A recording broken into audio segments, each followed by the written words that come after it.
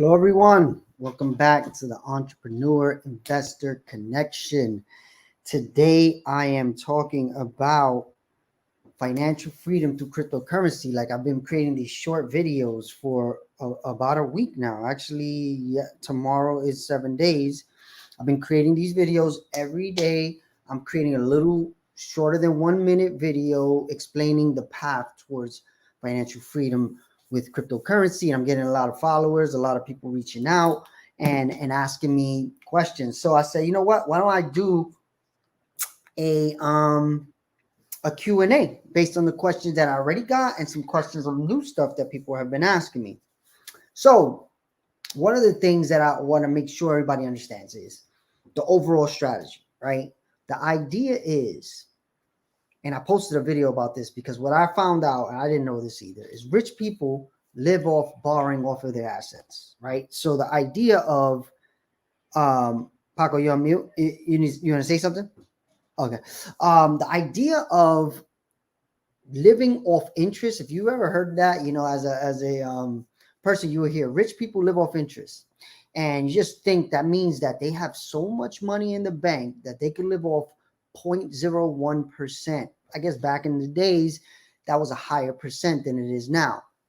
So when you hear about that, you're like, all right, you got to get to millions of dollars before you can live off interest, right? So that's only for rich people.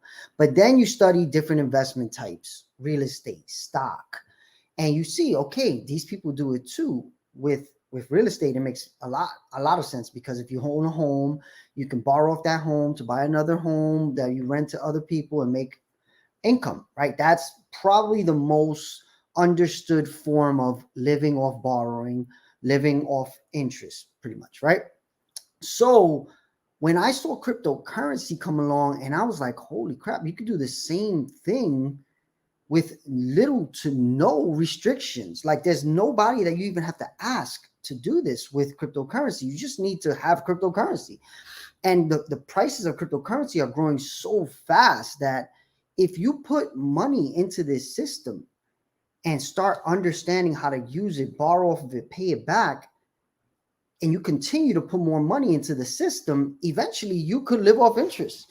And I tell people I'm on month 3 of doing it personally now, as I've been doing it as a test, and it's working. And I'm like, all right, so how can I start to see if other people can do this, right? I did do a few things that were risky to gain a bigger reward, but not everybody has to do that. Just off Bitcoin and Ethereum, the two safest cryptocurrencies. If you would have bought cryptocurrency on Bitcoin and Ethereum last year, Bitcoin went up in 1 year 350%. Ethereum went up in 1 year 966%. So imagine if you were borrowing just off Ethereum and Bitcoin, you could get to financial freedom pretty quickly, right? So imagine if we take the lower number, 350%, right? So imagine if you took $5,000 and it 3.5x'd on you. You could live a pretty long time off that, right? Most people. I don't know what your bills are, but if you have bills at about $5K a month, you could live a pretty long time just off of that gain. But I'm not even talking about just the gain. I'm saying you borrow against the gain and then it continues to gain, right? So I'm trying to get people to understand this. I know it's a lot of pieces that people have to understand. There's crypto, there's borrowing, which is a bad word in communities of color like I come from, right? You don't want to have debt. But when you see how rich people get rich, they get rich off debt. So I started to put these pieces to the puzzle together and I said, okay, I'm going to start creating small clips of all these little pieces. And I just began a lot of followers. Welcome to all my new followers that come along and watch this. A lot of people have been asking me questions. So I'm going to talk about the key questions that I've heard so far. One question has been, why USDC? Why are you telling us buy $1,000 of USDC? The reason USDC and not Ethereum or Bitcoin is USDC is a stable coin. So if the market goes up and down, your USDC is still going to be the same. So if you use that as the baseline of your collateral, you're going to be safe. So the more USDC you can have in your bank, the better off you'll be in any market, right? So I want to show that from the get. I don't want people to like skip over that, because it becomes hard to go back to dollars once you're making the gains that you make on cryptocurrency, right? But if you think about it as a baseline of safety, I call it like an anchor for myself. If you have this anchor to protect your loan, you can live longer off of the loans. So I'm going to try to do the math really quickly. Let's say you had $30,000 of savings. You're a lucky person. Most Americans don't have that. And let's say your bills are $5K a month. That means you could live $6K, like that's your emergency fund, right? Most people say that you should, before you invest, you should have a 6-month emergency fund. So let's say you had 30K, 6 months of your fund, right? So now imagine if you took that 30K and instead of using it every month, you borrowed off of it and you bought Bitcoin and Ethereum, right? And already I told you in 1 year, 350%, 966%. On average, though, over the last 10 years, Bitcoin and Ethereum has grown 200% on average. So that means it doubled every year since it's been created. Of course, over time, that's going to get lower and lower. The percent that grows is going to get lower and lower. But if you took 30K, you invested just 10 of it in Bitcoin and Ethereum, and it doubled, then you would have 20K plus still your other 20K. And you're borrowing off of it every month to live, right? So I think the start of that is Bitcoin. Another question that have been asked, is USDC, not Bitcoin or Ethereum. Another question a lot of people have asked me is, why Ethereum? Why do I have to buy $50 of Ethereum? The reason is Ethereum is the transaction fee of jumping from blockchain to blockchain. So we're going to need $50 of Ethereum to be able to go into the blockchain where the gas fee is low. If you don't know what gas fees are, it's kind of like a transaction fee to work within cryptocurrency. So we're going to end up on a blockchain where the transaction fees are lower than Ethereum. So you're going to need some Ethereum to get there, though, right? You're going to have to pass the toll, and that toll is paid in Ethereum. So you're going to need a little bit of that. Another major question that has been asked when people sign up for Coinbase, because Coinbase, when you sign up for it brand new, they ask you some new questions that they didn't ask last year, which is, how are you investing this money? Where are you investing it from? What type of entity are you? So personally, I tell most people, if you can and own a business, it's going to be beneficial to do it through a business because you're going to pay less taxes. That's just how it works.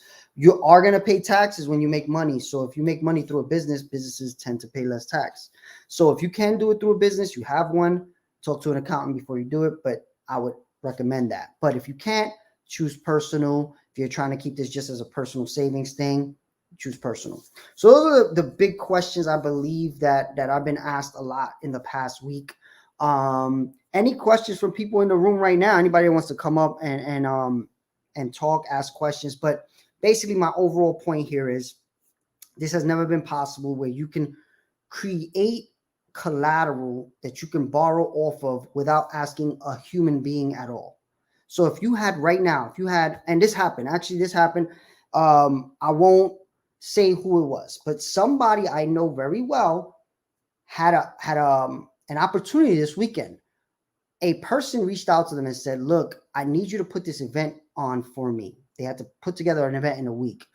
Friday night, after the banks closed, the person still hadn't gotten paid for this event that was supposed to happen the next day.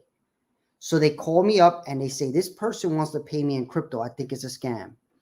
And I said, this is the best thing about crypto. There's really no way to scam you. If they say they sent you the money, this is not like banks.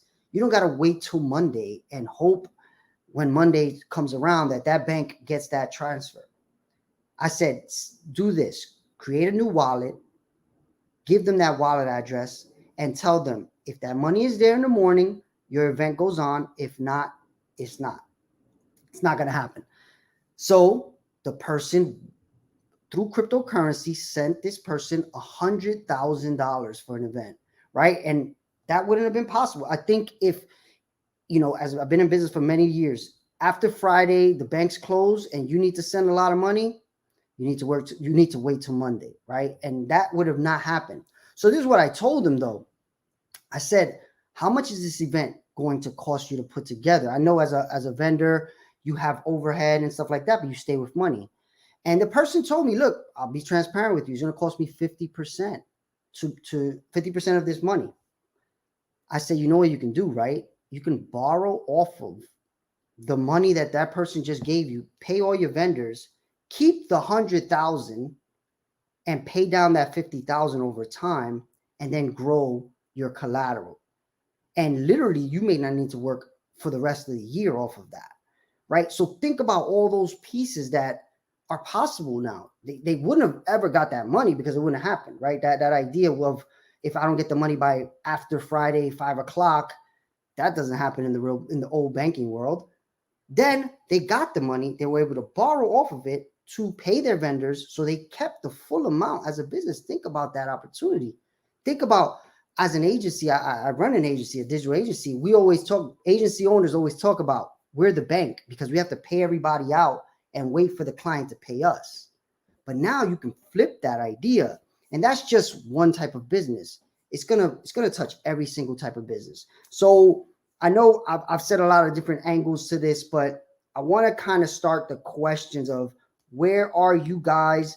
I know certain people here already started their bank. They're already doing it. They already have the money waiting. I haven't started the videos where I actually do it yet because I'm trying to wait for all of you to get your money cleared up so it can send it out of Coinbase, because Coinbase waits 7 days before they allow you to send the money out.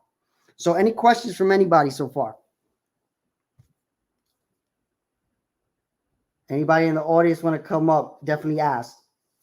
If nobody's gonna have questions, I'm gonna look on the everywhere else to see if there's any questions. But my question is, you and I have gone through this, I think, at least once this week, if not twice. Like last night at our house, with a particular individual who we met last week, and we had lunch with this person, and they started by saying,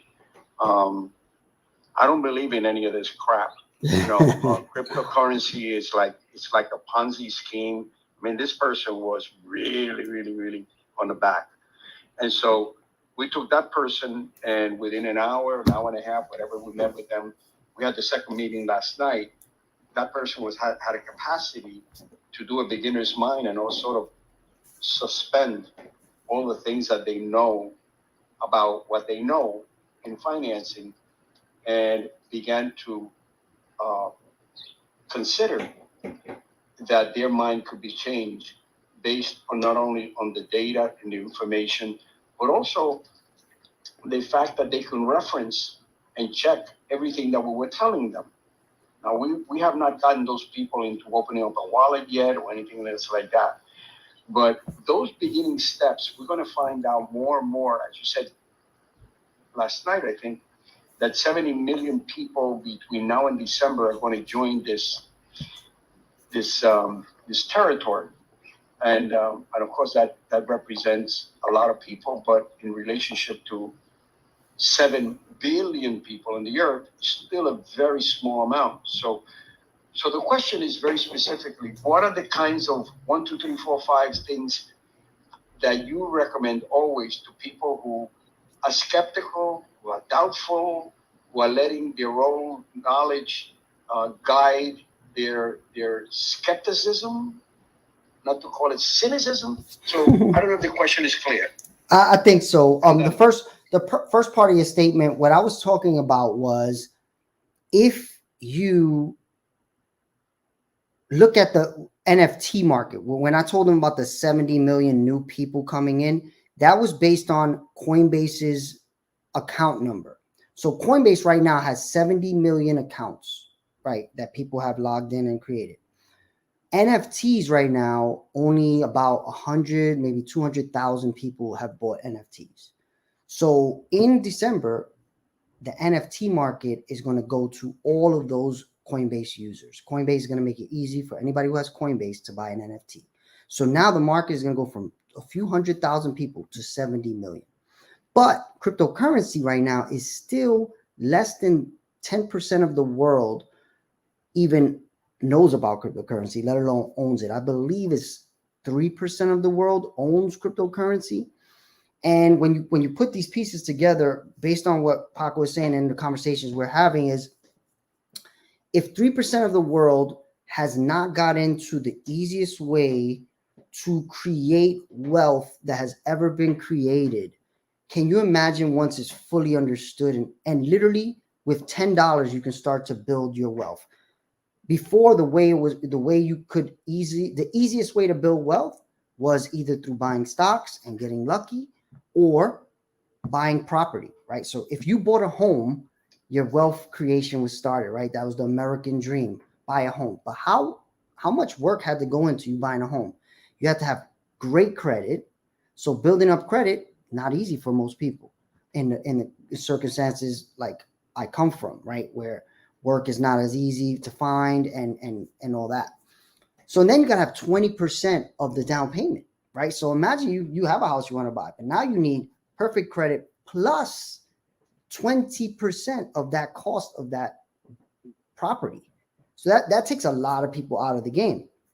Now with cryptocurrency, you can literally buy $1 of Bitcoin and you have the same power as you would if you bought a house. The difference is, of course, you can't live with Bitcoin.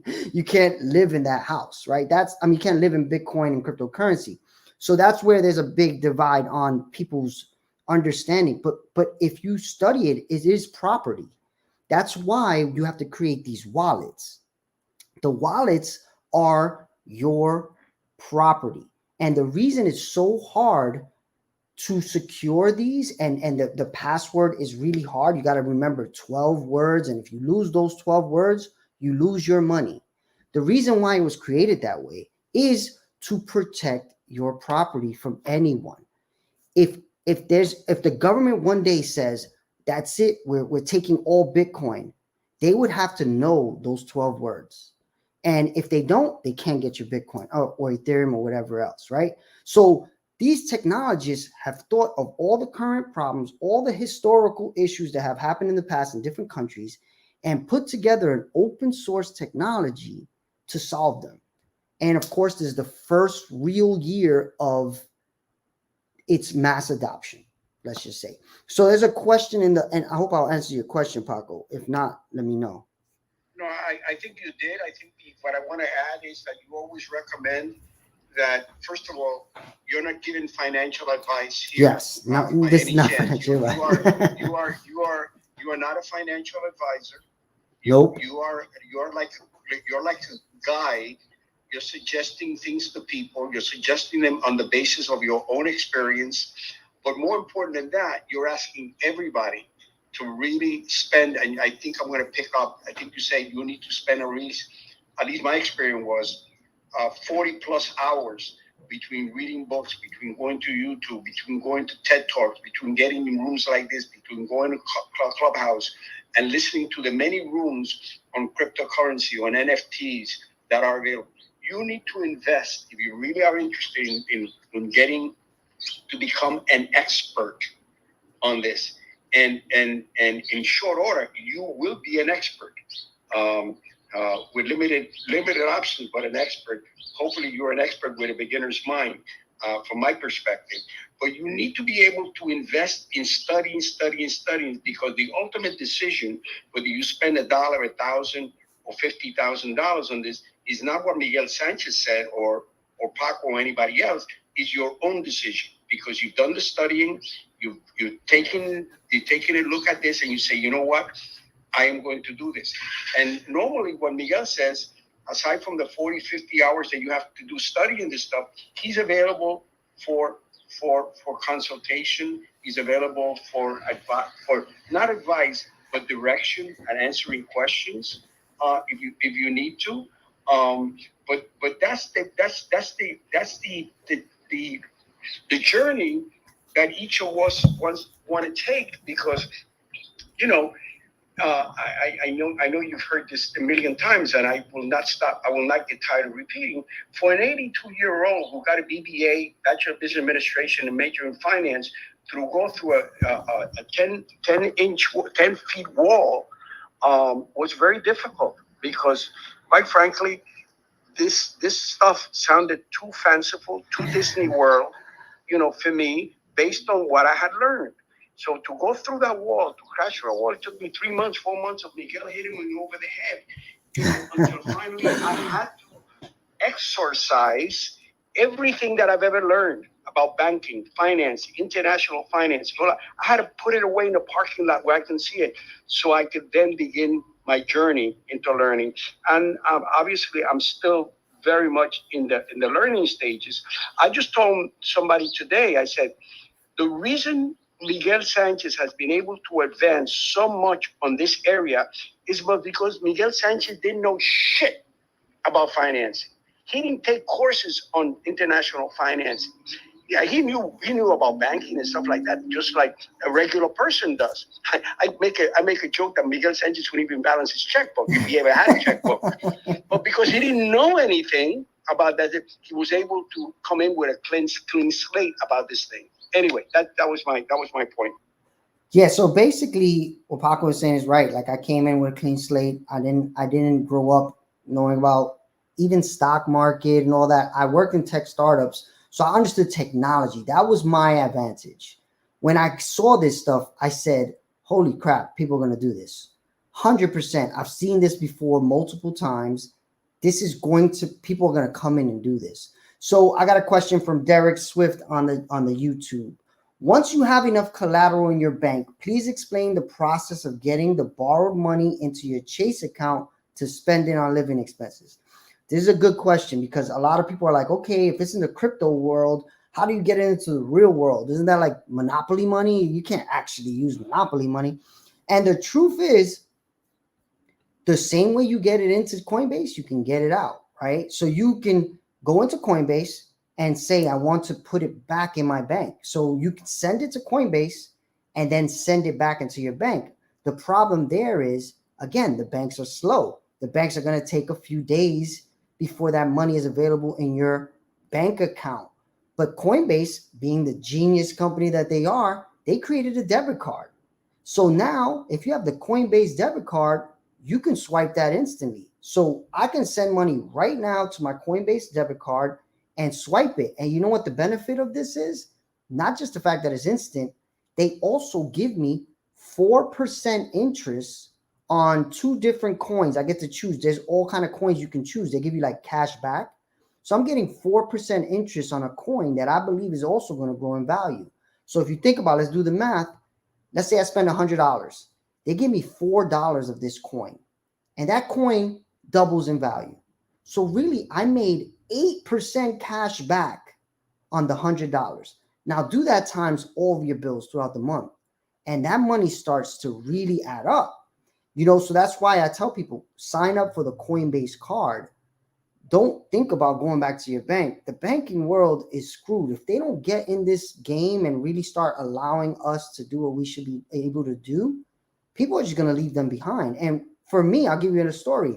When I first started doing this, I had been putting $50, $100 at a time, and it grew to like $5,000. So I was like, oh my God, this is crazy. You know what? I've been having my money in my 401k for a long time.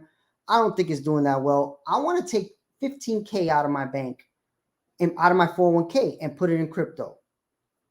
From the time I decided to do that till I actually had the money, it was 2 full months. And I'm not talking about it took a month to go to the bank. I went to the bank. I said, okay, I want to do this. What is the process? $15,000. I'm not even talking about hundreds of thousands of dollars that people have in their 401ks that they expect to retire and use. I'm talking about $15,000. And it took me 2 full months to have the money. Ethereum was about $1,000 when I first started thinking about it. By the time I got the money, it was $4,000. Do you know how much money that bank cost me? That's a lot of money if you do that math. If let's say it was $1,000, 15 times 1,000 times 3, that bank cost me $45,000. Think about this, right? And of course they're going to slow it down because it's killing their business. So that question, hopefully I answered it. All right, anyone else? I see people up here. Go ahead. Yeah, I do have a question as well. So basically, listening to Paco actually, about how he started from, like, he has some experience in some business already, and how you started from nothing. Well, no business knowledge. Someone who, so I'm pretty young, right? And I've been trying to get into this crypto, but I've had it's been really challenging just due to the fact that there's so much information and it's so many angles, and you could really click on any website, any YouTube video, and have someone explain to you something, right? And trusting that information, it's kind of been really difficult to, like, even pick up Coinbase and regulate it. And I'm someone who's kind of tech savvy and understands this, but this whole crypto thing has kind of got me like a little bit confused. But the results that people have been making and the transactions with the X 5 times their money and all this, right? It's very confusing to someone who sits here and listens and doesn't really understand what you're trying to say, right? With how much people understand the crypto, right? It's like there isn't really an easy way to break into it, and I feel like that's something that steers people away from it. And I was just wondering if there's like any way that you would say or give some guidance on how to, like, achieve a breaking ground into it and hit the floor with your feet running, if you know what I mean. It's a great question. Miguel, let me take a crack at this for a second. Okay. About 4 months ago, I forgot where it was. We were at we were at BRAC, I believe. It was on a Friday. It might have been more 4 months ago. And we started this conversation, and pretty much what Leo was saying. Leo, mute your mic for a second. So, we all got excited because 4 months ago you were still excited, stuff like that. So I think this is the way it went. I can get corrected. I think Sylvia pulled out $100, not 100. She didn't pull out of pocket, but we all invested like $100 that day. And right there and then, because like Leo, I said, I can't put my arms around it. Like, again, he makes a very fundamental point, which is there's so much information out there on this stuff that even for people who are a little tech savvy, it's overwhelming. So we said, okay, let's get from the overwhelming to the doing. Once 100 years ago, I decided to run a marathon, and I had been doing running. So I went to a marathon teacher, and I said, listen, I want to run a marathon in the city of New York this year. What do I do? And he looked at my face. He says, start running a lot. I said, shit, damn. So similarly, that day, Sylvia opened up her wallet. Miguel showed us how to do that. We put $100 freaking bucks into this thing, but we got into it. We began to run the marathon. We began to run. I don't know if Isabel had the same experience, but we all started with little money. So we lost it. Oh, we lost $100 and Miguel is full of baloney, right? And that's got us into the trip because there's nothing that can be done here, but you got to go into the pool. You got to go into the water. You don't have to go into the deep part of the pool because you think you're going to drown, and you probably will. You go into the shallow side. You go into the baby pool. And that's how we did it. That's my simplistic answer to your question, Leo, but I'm sure Miguel has a very different one and a more fuller one. No, well, I've been watching people, but I followed that similar route. The difference with me was I had just been going through the exercise of learning how to invest in tech startups, right? I run a startup accelerator. So part of what we do is we help these businesses raise funding. So that process, we have to research and do due diligence with technology startups to select them and help them put them in front of investors. So that process is very similar to the process you have to do when you are researching things to invest in technology-wise, right? Because you put yourself on the other side and you say, okay, if I was an investor, what would I want to see? So now I was able to do that. So if you'll hear this term a lot, do your own research, right? Do your own research. So what Paco is saying, though, I had been doing this for like 6-7 years before I invested in Bitcoin. I saw Bitcoin when it was 30 cents. I didn't do my own research though. I just looked at it and I said, that sounds crazy. I'm not doing that. I'm not putting even $100 into that matrix. I don't know what's going on. Even though now I never do that again. Even if I don't understand it, I put $100, and what that $100 does is, what they say is, you pay attention to what you pay for, right? So when I put $100, now my brain is like, all right, what did I just do? Let me research that company a little bit more. I look deeper. All right, the team, the idea. Do I believe people are going to do this? Do I believe this thing can last 10 years, 20 years? Because this is one thing that I think crypto is starting to create, is an unrealistic expectation of return, right? Before cryptocurrency, if you invested in an idea, you didn't expect it to 5x in a month. You expected your money back maybe 5x in 7-10 years, and that was awesome. Now people are looking at Shiba Inu and stuff like that, and they're like, well, Miguel, what's the next coin that's going to 10x next week so I can put in $10,000? And I'm like, that's not how it works.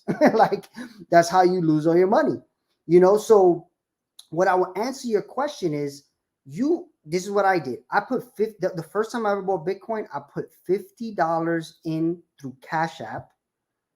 And I said, all right, I'm going to keep doing that. And what I did was I kept putting $50. And then I said, all right, you know what? What am I really investing in? And even me as a technologist, working with tech startups, seeing it when it was 30 cents, I still didn't fully understand it. So I started watching videos, reading books, anything I could try to what don't I understand about it? What is it? Okay, I don't understand why they made a certain amount of coins. Google, why did they make this many coins? Oh, that's interesting. They're trying to limit the scarcity of Bitcoin. Why are they doing that? Okay, why would they do that? Because of things like it's happening right now with the dollar. The American government is able to just print up more dollars, and other countries have done that as well. And what does that do to the value of the dollar? Brings it down. So you go down this rabbit hole. They call it the rabbit hole. You have to go down the rabbit hole. Everybody's going to take their own path down the rabbit hole to understand it. Once you understand Bitcoin, Bitcoin is a good place to start because everything kind of comes from Bitcoin. But the idea is you have to learn how to do your own research. And I may break down. I've created a few YouTube videos where I break down the actual structure of investors, what they look at from startups. And I literally follow that formula for any coin I invest in. Anything I invest in, I follow that same exact formula.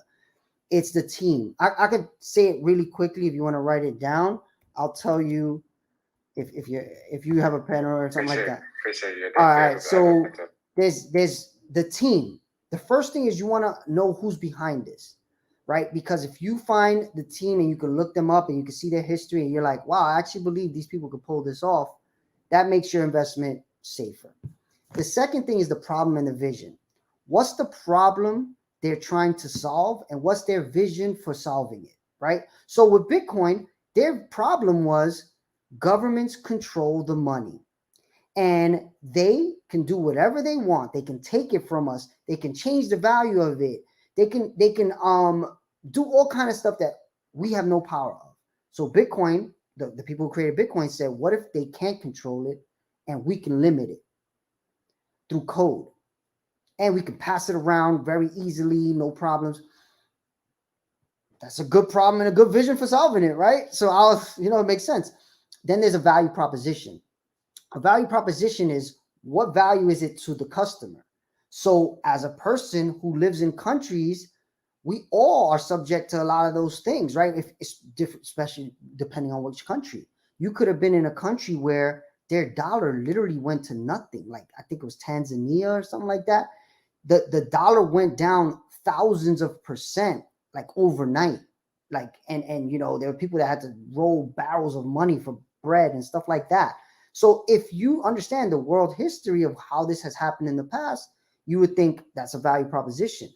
I can literally take my property anywhere in the world with me and nobody can take it from me. And the value of it grows and I can borrow off it just like a house and I can't be taxed on it unless I spend it. these are all like value propositions, but you don't know these until you look them up and you start trying to figure it out.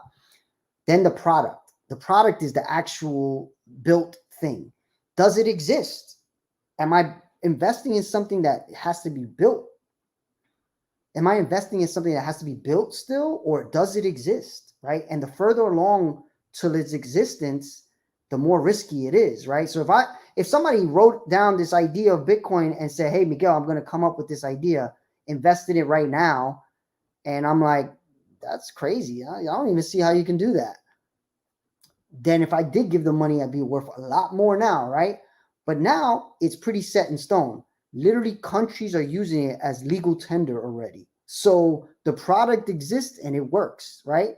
But when you're looking at some other coin like a Shiba Inu, what is the product of Shiba Inu? You tell me. I'm waiting. I'll wait. There's no product. The product is buy it and wait for it to go up in value so you can go to the moon. That's really what you're investing in. That's basically gambling. That's like throwing the money into, on black, bet on black. So that's why I never recommend those type of coins. I only recommend coins where I could do this and I can back it up, right? So then the market, who is this for, right? Okay, the whole world with Bitcoin, right? So every single human being with a computer or a phone can buy Bitcoin. That's incredible. And that's just Bitcoin, all of them, right? So that's an incredible size market, right? That we could all take advantage of. Then the business model. So if I look at it and I say, okay, how does this thing make money to self-sustain itself, right? Like if you just have Bitcoin, how does it make money so it can grow? Well, that's where the transaction fee thing comes in. Every time you sell Bitcoin or send Bitcoin, you have to spend Bitcoin. So it keeps reinforcing the use of it. And if you look at Ethereum right now, a lot of people are like, oh, the Ethereum gas price is too high. That means it's not going to work. Actually, it means it is working, and it's working so well, people are willing to overpay for it. So as a business model, I see Ethereum as probably one of the best businesses out. Like people are willing to pay an exorbitant amount to use it. That's how valuable it is to them. So that's a good business model, in my opinion. Then scale. How can this thing get to as many people as possible? So if you have an idea and I tell you, look, I have this idea, I think by the end of the year, 10 people are going to do it. You're going to be like, whatever. But if you have an idea and you're like, every human being on the planet can do this and eventually will do it, which is what cryptocurrency is, that is a good scale. And it's like, okay, so how are you going to do that though? This is where the phone, this information being able to be disseminated so fast through things like we're doing right now is going to scale up the usage. How many people in this room right now even knew about this stuff a month ago, 2 months ago, let alone started buying it? But this is moving faster and faster. Let's take the internet. This is how fast this is moving, faster than anything else in history. The internet, at the height of the internet growth, it was growing 80% a year. The height. This is when we were at the highest level of adoption. Cryptocurrency right now, and I told you less than 10% of the planet has it already. Yet, so far. Cryptocurrency right now is growing 300% a year. That's way faster than the height of the internet, which was before people thought was the biggest thing ever, right? And you still would think the internet is bigger than this. This is bigger than the internet because it democratizes ownership and property, like literally ownership and rights management of property, whether it's Bitcoin or actual artwork or land. All of that is going to be disrupted by this industry. All right, so the last one is investor exit. So when you're investing in a technology startup or an idea, as an investor, you want to know, when can I get my money back then? If I give you this $10,000, $5,000, $5 million, when do I get it back? So as an investor, I mean, as an accelerator, I have to make sure the startups can answer that, right? With cryptocurrency, this is the easiest investor exit I've ever seen. You could just sell your coins whenever you want, right? So If today I believe in Bitcoin and tomorrow I don't anymore, I just sell it and I get my money. Of course, I can sell it at a bad time and it's worth less, but I could also sell it at a time when it's worth more, right? So when you think about those, that's all of the options. I'll break them down. So if you want to write them again, it's team, problem and vision, value proposition, product, market, business model, scale, and investor exit. And I made a video where I break these down and on YouTube. If you guys, I'll send it to you if you DM me. But that's how I look at every project like this, even Bitcoin.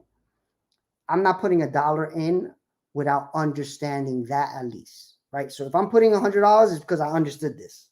And then I dig deeper. And then I'm saying, all right, you know what? I'm going to put more.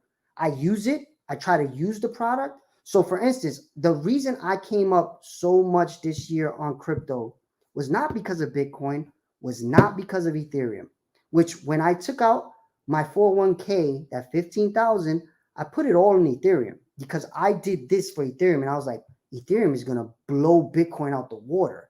What you can do with Ethereum makes Bitcoin look like a kid's toy, right? So I was like, all right, you know what? I'm putting $15,000 into Ethereum.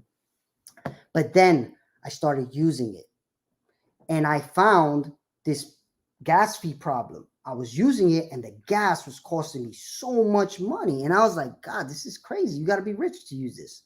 And this new coin was coming out called Polygon Matic, where the gas fee was like nothing. And you could do all the same things you could do on Ethereum, but you could do it on the Polygon Matic network. So I said, you know what? I'm going to use it. I'm going to see how it is to use it. Back then, the coin was 33 cents. So I went in there, I started using it. And I was like, oh my God, when people understand that they can do this, this is going to go crazy. So what did I do? I borrowed off of my Bitcoin and Ethereum and I bought it all. I put it all on that coin.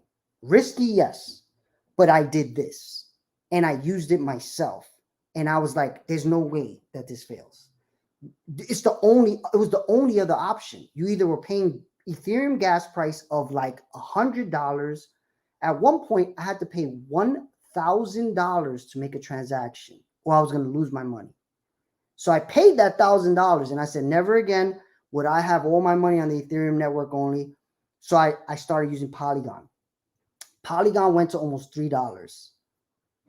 Again, though, it wasn't just me gambling on some coin. I literally did all the research, tested it myself, and had a conviction. I had a conviction that said, people are going to do this because they have no other option. Back then, there was no other option, literally. So I said, this is definitely going to happen. Now it's harder. Now there's a lot more things. Back then, there was literally the only other option. So that was my story. And then I bet a lot of money on one coin and it worked. It 10x'd, So that again is, but what else did I do? I borrowed against my 15, my at that point it was about 20,000 total. I had about 5 of Bitcoin and 15 of Ethereum at that point. Again, super gamble, taking out my 15K of my 401k, which is your retirement. That was a gamble, but without risk, you get no reward, right? So when I tell people, you got to understand your risk tolerance as well. Like you, Lewis, Leo, you said, I don't know how to start. The first place to start is put money in, like Paco is saying, and see what that feels like. And when those ups and downs come, how do you feel? Because you might be in a spot where you're like, ugh, I don't really like the way this feels. I'd rather not be in this. I've seen literally clients do that. Like I have a client who he put a lot of money in here, like hundreds of thousands. And when it went down, he was about to die. And I was like, look, that's the way this works. You gotta look at the long run. And now he's up so much money. But if he would have sold it when he was down, imagine how he would have felt then. But you have to kind of go through it. There's a good book I just listened to called The Psychology of Money. And it says that you have to start understanding how money makes you feel. And the guy who wrote the book, and he's like, I can't handle it. I have most of my investment in cash and safe stock. I do not play around with things that I know my body can't handle. So that's one thing with crypto. You really should understand if your body can handle the ups and downs of this thing. All right, so I spoke a lot. Any questions, Leo, from you or Vaughn? I know you're about to talk. Leo, Vaughn, you go first. I'm gonna just finish up with this one thing. I'm gonna let you speak after, right? Go ahead. So basically, my last and final question is, like I feel like listening, took down all your notes. I appreciate that. So like you guys said, you guys threw in $100, right? In my mind right now, where I'm standing at this moment is like, where did you guys throw this $100 into? Like, what was the initial step for you guys to? Because right now, like, if I sign into whatever, I'm using Coinbase at the moment, and I want to throw $100 into Bitcoin or Ethereum or whatever coin I choose, I'm having like a little like trouble understanding the fact that like one coin is based off of like one Bitcoin is like 60,000 something, right?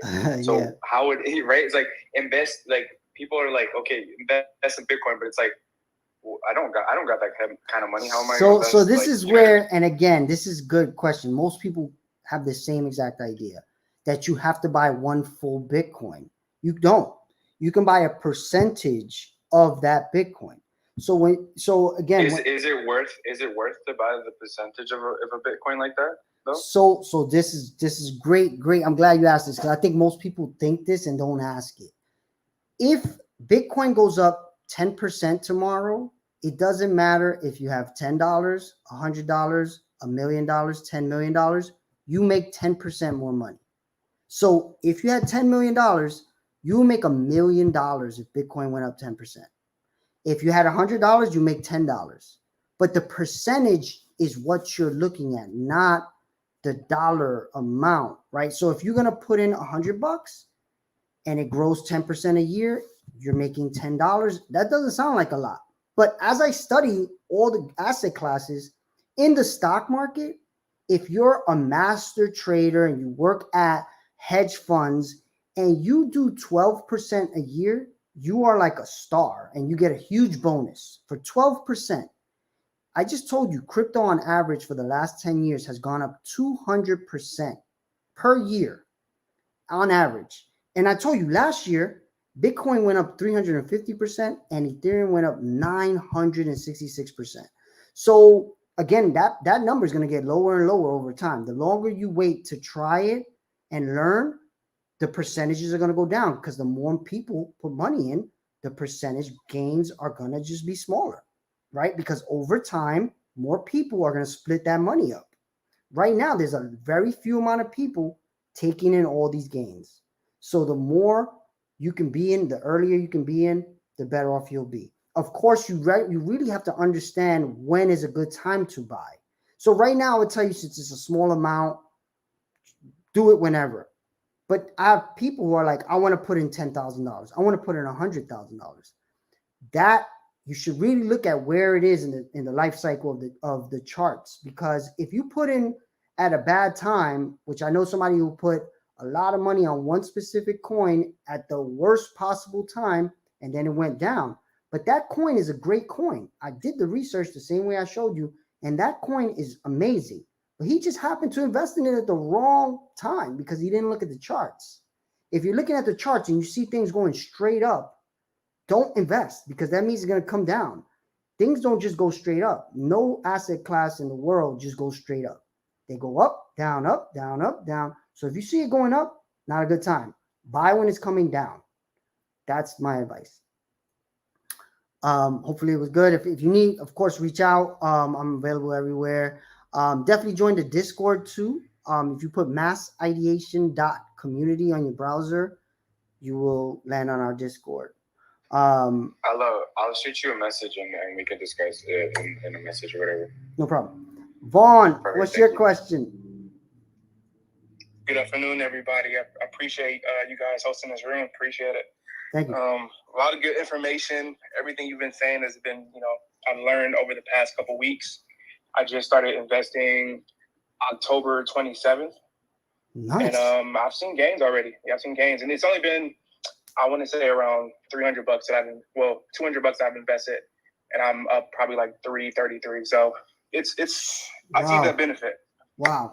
See? Yes. If you, that's how crazy. Yeah. The big. Okay, so what's your question? I'll answer something. Yeah, no, I got you. So right now, I'm dealing with an ETH problem.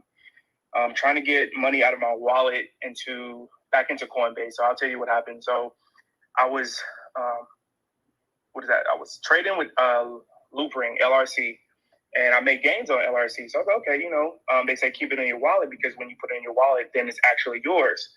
And so I transferred it from Coinbase to my wallet, no problem, a couple of dollars, whatever.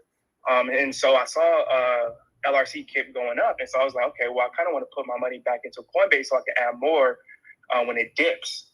And right now, where it comes with the ETH, it's like $86 to like transfer it back to my Coinbase. And I don't plan to sell any of my LRC. I plan to hold it for at least 5 years. But I wanted to know, is there a easier way to transfer the ETH at a lower price? Because in Coinbase, they have a setting to where you can put it to like the lowest amount of what is it, GWEI? GWEI? Yeah, like GWEI. Yeah. So GWEI. Yes. So is that was the last part of your question? Well, yeah. So they have an option to where you put it at the lowest amount of GWEI, and it says, warning, your transaction may be stuck or prolonged or whatever. So I'm gonna give you some awesome money saving advice right here. Okay. Which I've lost a lot of money doing what you're talking about, playing around with, right? So when you got to understand is the gas fee of these cryptocurrencies. The way it works is technically, I'm going to try to say it as easy as possible, but I have a visual. If you can see the YouTube later, basically what's happening is you're writing to the blockchain, right? So our transaction, let's say you're about to send money to Coinbase, that needs to go on the blockchain. This is why it's important to understand what the blockchain is. But you're basically writing to a ledger, right? A global ledger. The problem is some people want to write to that ledger faster because they want their transaction to happen faster. So they skip the line. It's kind of like you all walking up to a sheet of paper to write what you did. But if I pay, I get to skip the line. So there's a speed element that you can pay. So in Ethereum, you can pay for fast gas, standard, or slow. What that means is if you press fast, you skip the line. If you press standard, you stay in your position in line. If you press slow, you say, I'm willing to wait till everybody finishes and then I'll go and write whatever I did. The problem is when you press slow. Could you say that last part again? You kind of went out. Okay, so the slow means you're willing to wait for everyone else to finish or many people to finish, and then you'll go up and make your transaction. So in the very beginning, that's what I was like. Oh, okay, so I'll just wait. I don't care. It's just like when I used to ride the train in the Bronx. I'll wait for the next train. I'm not going in with all those people, right? So I'll wait. What happens though is after a certain amount of time, Ethereum just doesn't take your transaction. So you lose that money.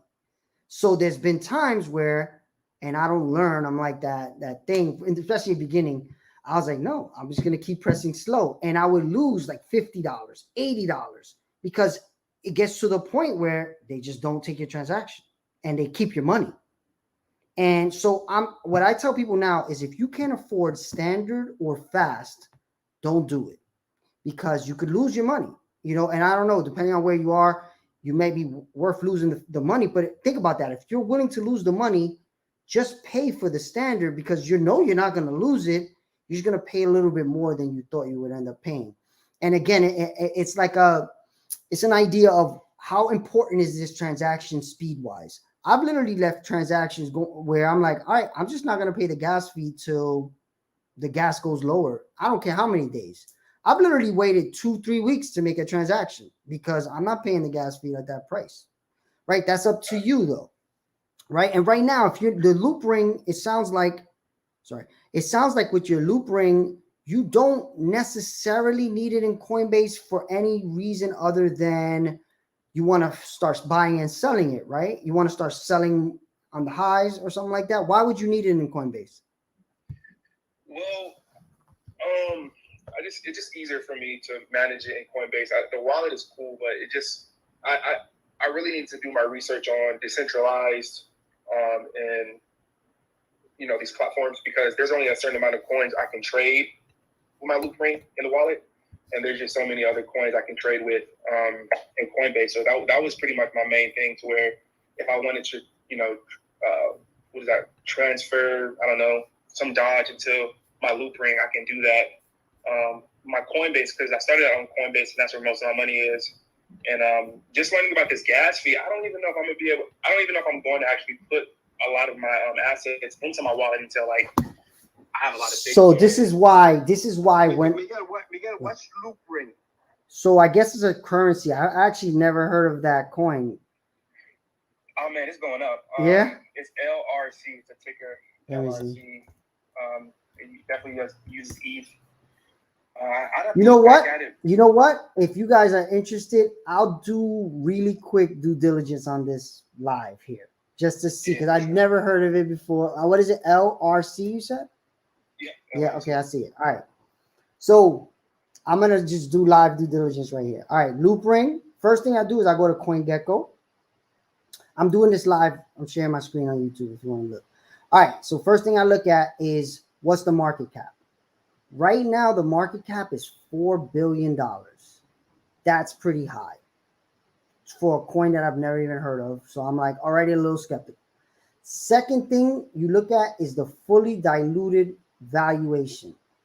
You don't want this number to be too different between your market cap and fully diluted. What this means is there's a lot of money being locked in that the value is going to be harder for this value to grow. That's what I currently know. All right, so total, then I look at the total supply of coins. So right now, this has 1 billion coins.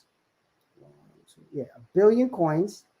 They have 1.2 circulating supply. That's pretty good. That means already they have a lot of the coins in supply.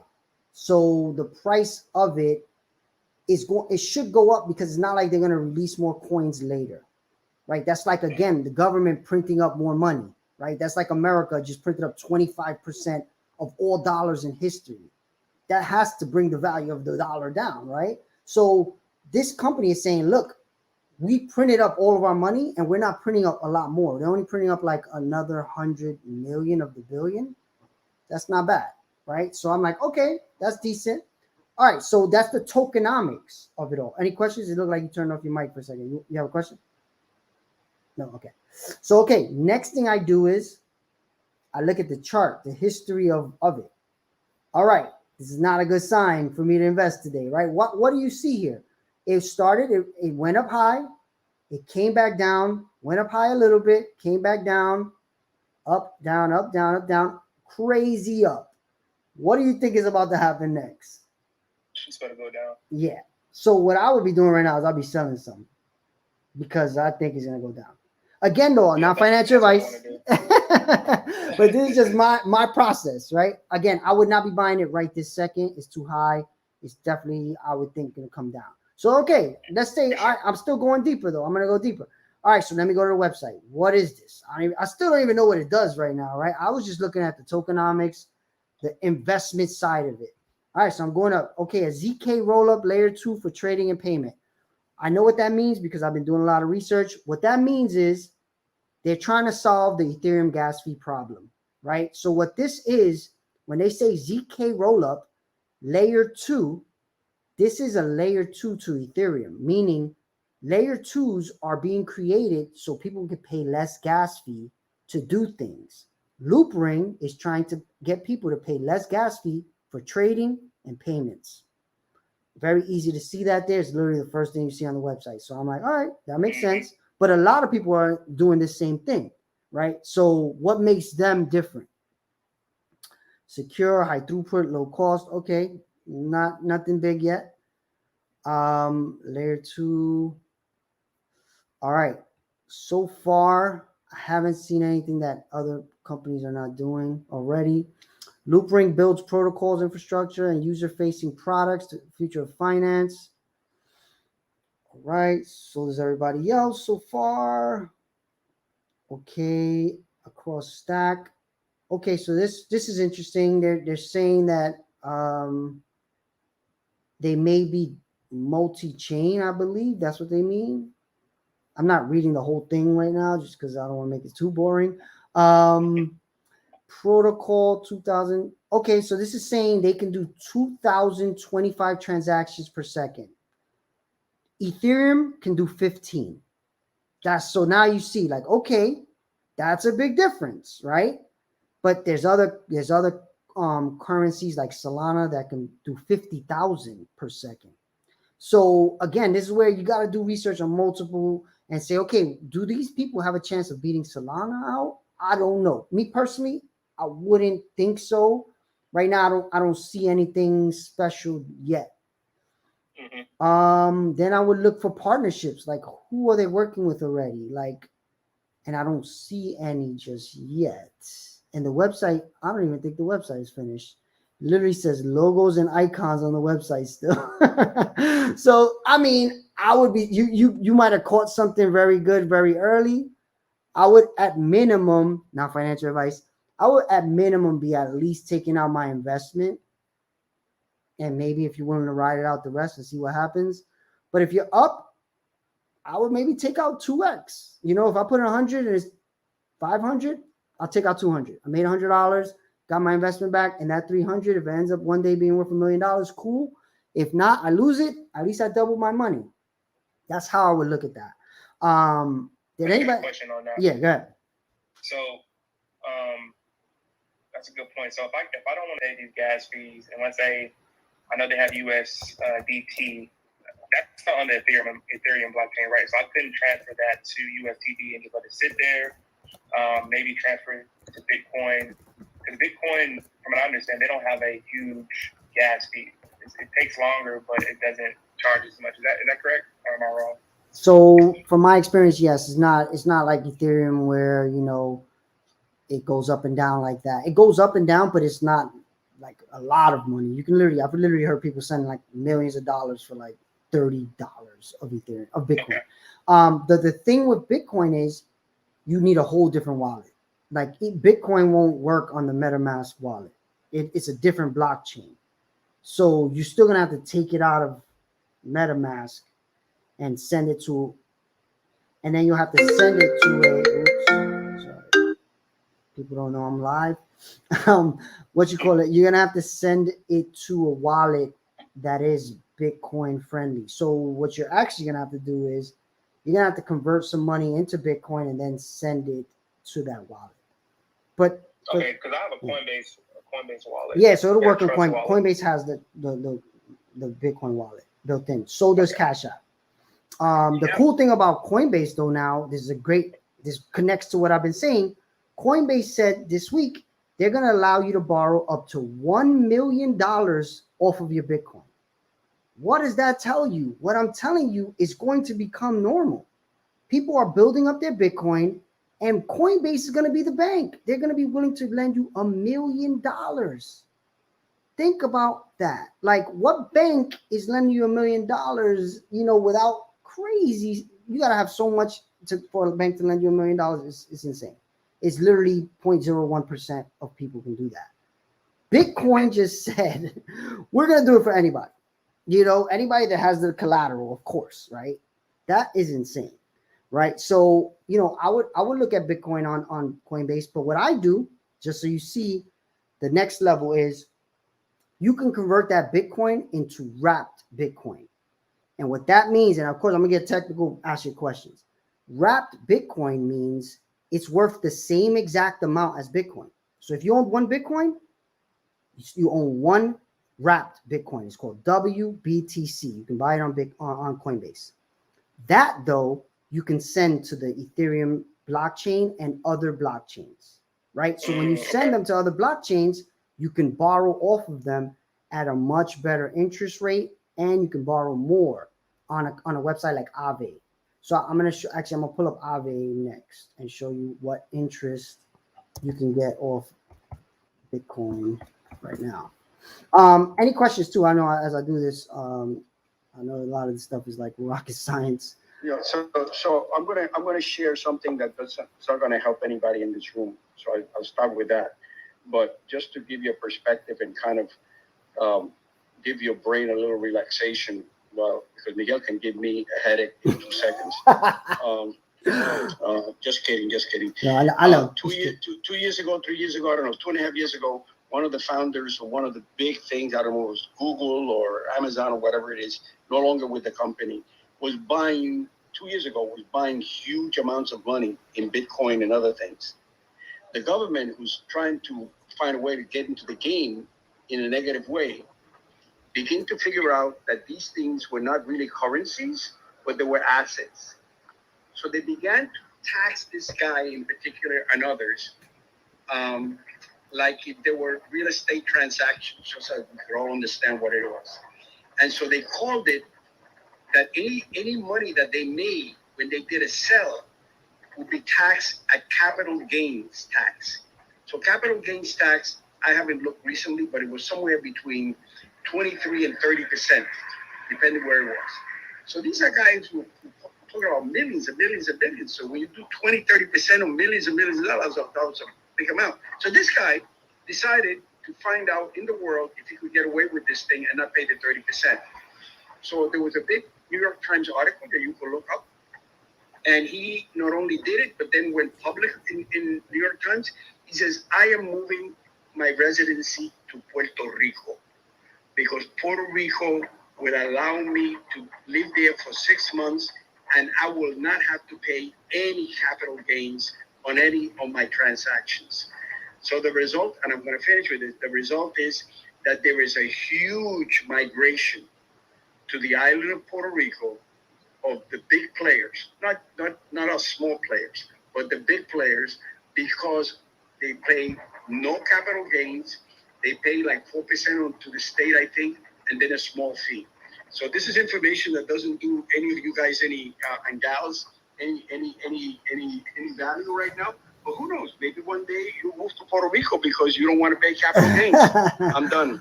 Yeah. So also, there's some other rules to that. Like you have to live there 6 months of the year. So that it's not just, oh, I'm going to get a license in Puerto Rico. There's extra rules because people are going to take advantage of that, right? So Paco's right, though. We've had conversations about what it takes to do that, and there's no way around living there for 6 months. Trust me. Imagine having to live in Puerto Rico for 6 months during the snow season, during the cold season. Wow, what a suffering. I know. So definitely a thought for all of us, for sure, especially me as a Puerto Rican too. So someone just said in the Twitch stream, LRC is awesome. There's a rumor that they're partnering with GameStop. So yeah, I forgot to say that. Yeah, I forgot to say they're partnering with GameStop allegedly. So this is the thing, right? This is a stock old thing, right? Buy the rumor, sell the news. So what you guys are doing right now is you probably bought the rumor, right? And now the rumor's growing and like maybe this is gonna happen. And if the news does come out, it's gonna go up again, and then maybe that's the good time to sell. Again, I haven't heard that rumor. Again, I would have to dig deeper, right? So now I would go deeper and say, okay, what is this rumor? Like read up about it, watch any YouTube videos about it. It's not like an easy thing. You have to like say, all right, I'm going to give this some time to research these projects, but what I'm always trying to do here is also a big thing. I'm telling people, don't use your actual money and your actual coins that are going to build up your bank, your financial freedom to buy these coins.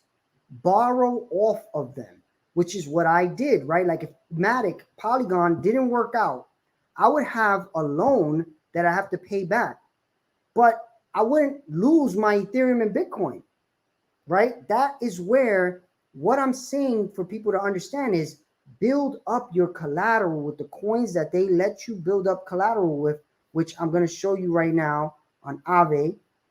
The coins they let you use as collateral to borrow are wrapped Ethereum, which is Ethereum, Bitcoin, wrapped Bitcoin, Avalanche on this blockchain. So as you said, Vaughn, I don't want to pay the high gas fees. On Avalanche, the gas fees are like 20 cents. So that's why I'm going to push everybody to go to the Avalanche blockchain, put their money on Aave, and grow their collateral. So look at this collateral. So they're willing to give you Ethereum. They're giving you 3% on Ethereum interest. So is that AVA? AAVE.com. Got it. AAVE.com. So they're giving you 3% interest. That's just for putting it there and leaving it there. Check this out. This is where it gets really interesting. If you borrow off of your Ethereum, the interest rate is 2.64%, but they give you free 1% for borrowing. So they're paying you to borrow, right? So instead of it being 2.64, you're really paying 1.64 to borrow off of your own collateral. That's for Ethereum. It gets better than this, right? Okay. USDC. The reason why I said start with USDC. USDC, they're giving you 3.87% interest in the coin, and they're giving you 5.2% extra. So this is like 9% interest on cash. So again, if you're scared of crypto and you're like, oh, that stuff is crazy, it goes up and down, I can't handle that, 9% interest on cash right there. No bank in the whole world is doing that. So this is why I'm saying, okay, if you just put cash here and you borrowed off of it, it's still better than having it in any bank, because the bank is not going to let you borrow off of it, not for those interest rates. And check this out. They pay you 2.8% interest for borrowing against your cash. It's a 5.4% interest fee though, but you take away about 3% of that. So you're basically able to borrow off your cash for 2%. So again, what bank is allowing you to do that? Send it to me because I want to find it. Also, here's the big thing people tell me. Yeah, but is it FDIC insured? Okay, I bet you if everybody went to the bank, and you could do this experiment. I literally did it. I tried to get 15 grand of my 401k money. It took me 2 months. If everybody went to the bank right now and tried to take out their money, they can't give it to you because they lent it out already. This doesn't work like that. I've literally seen billion-dollar wallets. I'm not joking with you. I swear to God. I've seen billion-dollar wallets where they do this. They borrow off of their $1 billion and they have interest payments, but they're reaping reward. And there's even more you can do. You can literally redeposit the borrow and get more interest on the deposit. Stuff is insane. This is what I'm saying. You just got to go in here and play around, click, learn. You're going to make money. You're going to lose money. But once you understand this system, it is the path towards, it's the fastest path I've ever seen toward financial freedom. If you can get, again, I did a poll on Instagram. Let's see what the poll ended up at. I'm going to try to do a quick math exercise. So people said I should do it at 5K. All right. So I'm going to do an example of 5K. Let's say your monthly expenses were $5,000. They say you should have 6 months of your bills if you're lucky enough to be able to do that, which most people are not able to. But let's say you were able to get 6 months of your expenses. That means you will have $30,000, right? You will have that in a bank making 0.01%. Amazing, right? Imagine though, now we put that same 30,000 in here. I'm not even telling you buy any coin. You're going to get almost 9% interest on that money. Just there. Now you can borrow every month that $5,000. Instead of spending it, you're borrowing against it. And when you make new money, because if you're paying your expenses already, you must have a way to pay it, right? So you probably have a job that covers that 5K already. So every month you pay back half of the loan, not the whole loan.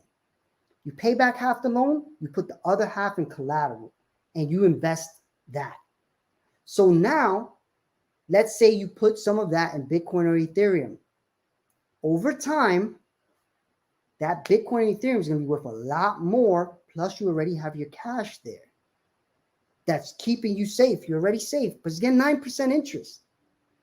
You keep doing this month after month after month, you're going to be in an incredible scenario where it might take 2 years, might take 3 years. But what other path have you ever heard of that in 3 years you can be financially free? I don't know one. Like what I mean by financially free is your yearly expenses can be paid through this investment, and it pays it off over time.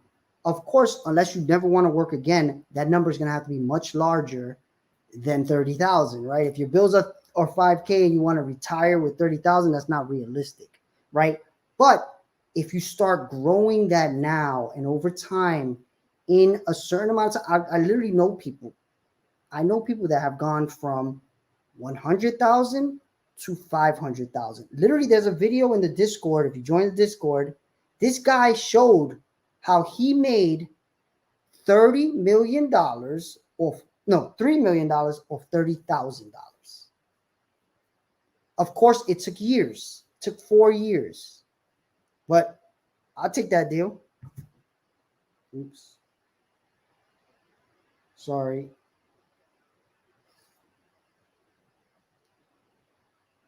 Sorry, I got a phone call in the middle. So I don't know if you guys heard all that, but I have a video in the Discord where somebody shows how they took 30,000 and made 3 million based on investing and holding it for 4 years. So if you are willing to do that, and remember what I said, you take the cash, you don't even have to use it. You can put it in there as collateral. When you make new money from your job or whatever way you make money, you bring it in, you put half of it to pay down the loan. The other half is to make an investment in the currencies that you have done your own research on and believe are going to go up in value. The safest ones are Bitcoin and Ethereum. If you see here, there's Avalanche and Aave. Those two coins are the other options. Aave right now is the bank. This is like investing in Chase in year 1. I think that's a good investment. I invest in that coin. Avalanche is an option where you pay less gas fee. I think it's going to go well. I've been investing in Avalanche for a while and it's done me well already. And it hasn't really even started, right? So that's the idea. If you do that long enough, you can get to a point, and I'm going to literally do a spreadsheet, and I'm going to put where you can type in your expenses, and it's going to show you how long you have to be able to pay, grow it to get to freedom. Because if it's 5K is your monthly bill, and you can get to a certain dollar amount, you do not have to work again, because the growth of crypto will continue. Even if we start being conservative and we say it only grows 1%, 100%. So only it'll go, or 10, 15%, which we're going to be many years before that's the case. Not financial advice, is what I believe based on the numbers. So this is the path towards starting it. And if there's any questions about anything I just said, let me know, because I know that was a lot to follow. I'm taking everything in. What's the Discord again? If you go to the browser on your phone and type in mass, MASS, ideation, IDEATION.community, you will be able to get there. It's also a link on my YouTube description. It's in a few places, and I'm gonna put it in the chat on the all the places that I'm live. Okay, I'm gonna join that. All right, thank you. So any other questions? And I know what I said. If this is hard to follow, let me know, because I know people in here wanting to do it. They already started doing it. I'm really trying to make sure the question answer portion, there hasn't been many questions yet. But I really have never seen anything like this. And only thing I've seen like this, but we weren't able to do it as easy, is real estate. Like Donald Trump literally lives like this, but he had an $8 million building when he was like 20 years old. So over time, he's been able to keep borrowing off of that and become a quote unquote billionaire, if you believe that. But that's why he pays very little taxes and all this stuff, because they borrow to live their lives. They do not sell anything. He's not selling his properties to live. That's dumb. Who would do that, right? So why would you sell your crypto to live? Borrow off of it, the same way real estate people do. You could do the same exact thing with less paperwork, no paperwork. It's faster. Everything is easier. the whole thing is you really have to understand what you're investing in, what type of coin. The link doesn't work. Valuation.community. Maybe HTTP. Oh, let me do it. So you're saying the best loan site right now is Aave, right? Yeah, Aave has 10% of all cryptocurrency market cap inside of it right now. That's how crazy Aave is. 10% of the entire crypto space is right now in Aave doing this. That's incredible. I used to use Compound, but Compound was only on Ethereum, and this is where I had to pay $1,000 transaction. I'll give you the story so you guys don't, it never happens to you. So I had noticed for a while the gas fee going up. I have been borrowing off of my bank in Compound. So my Ethereum was there, my Bitcoin was there, any new coin that I could buy that they allowed as collateral. I don't even remember what they were. So what did I do? I borrowed $6,000 to buy Polygon Matic off of Compound. So I bought it. It grew, but it went back down. And when it was coming back down, it was about to reach, my collateral was about to reach my loan. So they were going to take my money. So if I didn't spend $1,000, I would have lost at that point. It was probably around $30,000, $40,000.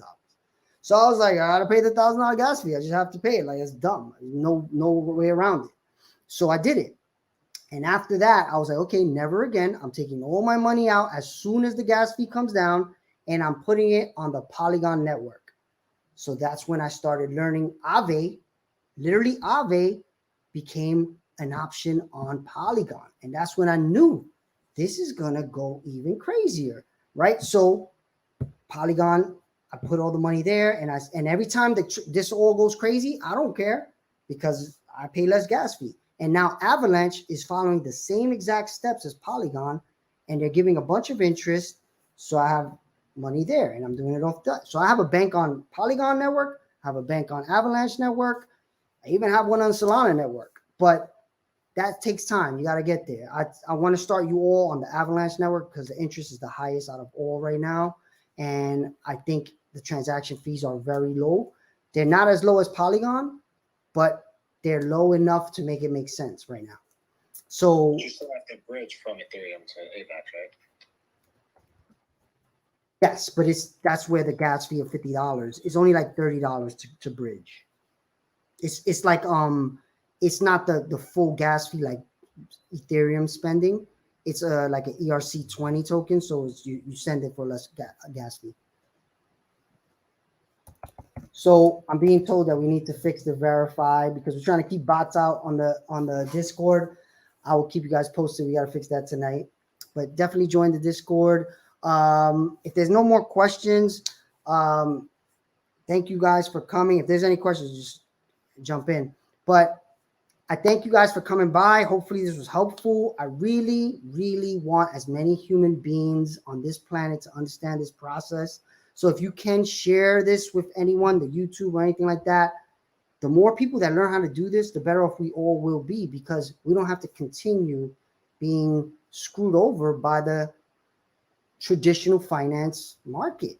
It's just a way to keep the rich richer and the poor poor. This was created to change that. And we can all get in, and we can start with $10. It's almost absurd if you don't. Like, it's crazy. 9% interest. I just told you the best stock traders in the world, if they do 12%, they get yachts and stuff like that as bonuses for 12%. And here you're getting 9 with cash. That is crazy. No risk. It's pretty nuts. And of course, I know there's some clicking buttons and stuff like that. And people are like, oh, that's too much. If you think about how much you can do with a phone right now, and when you first got that phone, you learned a lot over time. So don't just think about it like, I got to learn all this in 5 seconds. Step by step. That's why I started creating these short videos, so people don't feel like I got to watch an hour-long video. I'm not going to do that. That's way too much time to become financially free. People are. So any questions? Any final questions? Just wanted to know if there was a chance like maybe we could sit down with you and ask you just some just some basic, like just basic starter questions on how to get started with maybe just even throwing $10 in. So I try to do that here. My time is pretty crazy. I also have the Kraken Crypto Club. Actually, like right now, I literally gotta go pick up my kids, and I got a bunch of meetings after that. I can, if you want to DM me or join the Discord. Part of what I'm doing is a bunch of people are starting to help each other, so that could be a way to do it faster. My time is becoming like non-existent, pretty much. That's why I do these once a week. I even want to do these more often, but I can't. So my time is just not working out for me right now. I got to really figure out how to become more better with my time, basically. But again, I am available through DM. Follow me on Instagram and Discord. And whenever I have like a few minutes, I could just tell you really quickly what to do. And if I can jump on a Zoom, I'll try, but I can't really commit to that right now, to be honest. But I'll figure out how to help you. Just get in the Discord. Right now, I do see that there's a problem with it, but we'll get there. We'll help you. Sounds good. Appreciate it. Thanks, man. All right. Thank you. All right. So Appreciate it, man. Appreciate the information. thank you, Vaughn. Thanks for coming by, and thanks for everybody for listening. And anybody watching anywhere. Very helpful. Thank you, Miguel. Very helpful. You were better than you've ever been before. So thank you very much. Thank you, Paco. So on that note, I'll end the stream, and thank you all. And again, all this is available on YouTube if you want to rewatch, or there's something I said or showed and you didn't fully understand. That's why I recorded on YouTube as well, so people could rewatch. So make sure you check that out. Subscribe to that as well. Thank you. Have a good rest of your day, and get your money ready so we can start growing it.